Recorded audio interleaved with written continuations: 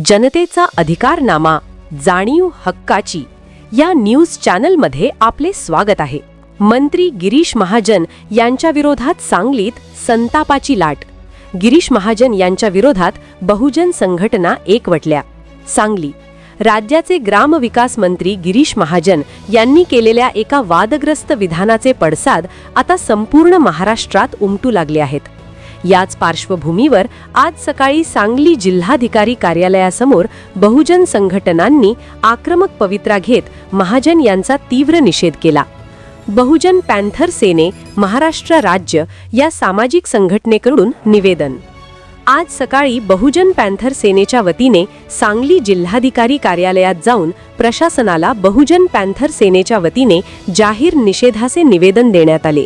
गिरीश महाजन यांच्या वक्तव्याने बहुजन समाजाच्या भावना दुखावल्या असून अशा जबाबदार पदावर असलेल्या व्यक्तीने विचारपूर्वक बोलणे आवश्यक होते, असे मत संघटनेच्या संस्थापक अध्यक्षा सौ निशाताई गणेश बचुटे यांनी बोलताना व्यक्त केले। तसेच संघटनेचे पदाधिकाऱ्यांनी जोरदार निदर्शने केली व या घटनेविषयी जाहीर निषेध नोंदवला।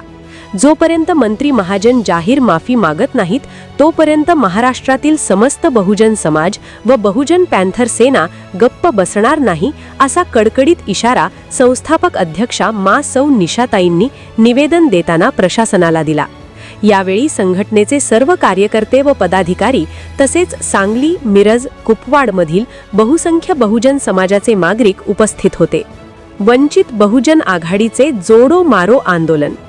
दुसरीकडे वंचित बहुजन आघाडीच्या कार्यकर्त्यांनी जिल्हाधिकारी कार्यालयाबाहेर जोरदार निदर्शने केली।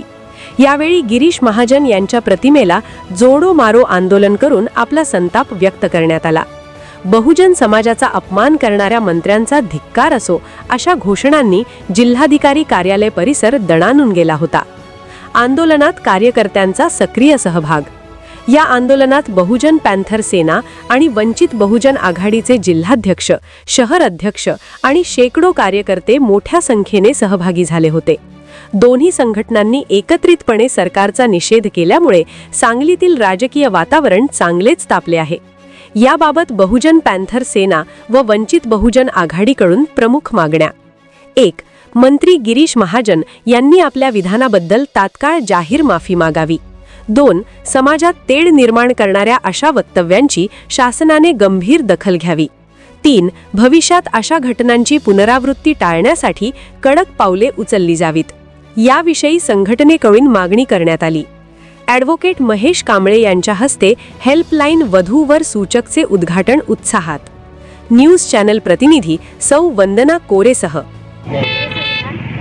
काल झालेल्या नाशिक येथील घटनेचा आम्ही वंचित बहुजन आघाडीच्या वतीने आणि बहुजन पॅन्थर सेनेच्या वतीने जाहीर निषेध करतो। काल झालेला प्रकार हा अतिशय निंदनीय आहे, कारण गिरीश महाजन हे एक मंत्रीपदावर असून त्यांना महामानव डॉक्टर बाबासाहेब आंबेडकरांमुळे जो अधिकार मिळालेला आहे तो अधिकार त्यांनी विसरलेले आहेत आणि जाणून बुजून त्यांनी महामानव डॉक्टर बाबासाहेब आंबेडकरांचं नाव घेण्यास त्यांनी विलंब केलेला आहे। आणि दुसऱ्यांदा माफी मागत असताना पण त्यांनी असा शब्द उल्लेख केला आहे की काही आमच्याकडून अवलोककांकडून आणि आमच्या काही समर्थकांकडून काही लोकांची नावं घ्यायची विसरून गेले। यासाठी पण आम्ही त्यांचा जाहीर निषेध करतो, कारण दुसऱ्यांदा ज्यावेळेला माफी मागत होते त्यावेळेला पण जाणून बुजून काही लोकांची नावे घ्यायची हा शब्द वापरला। त्यामुळे आम्ही त्यांचा पण वंचित बहुजन आघाडीच्या वतीने जाहीर निषेध करतो आणि त्यांची तात्काळ हकालपट्टी करावी।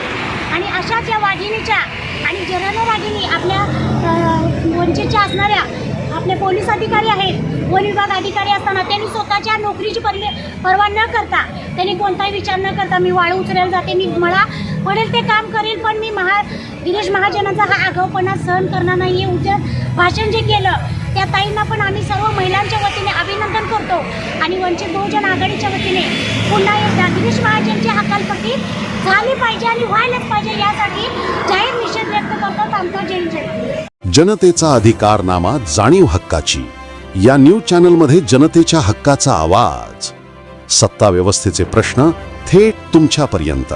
जाहिराती आणि बातमीसाठी आजच 70 57 87 98 02 शी संपर्क साधावा।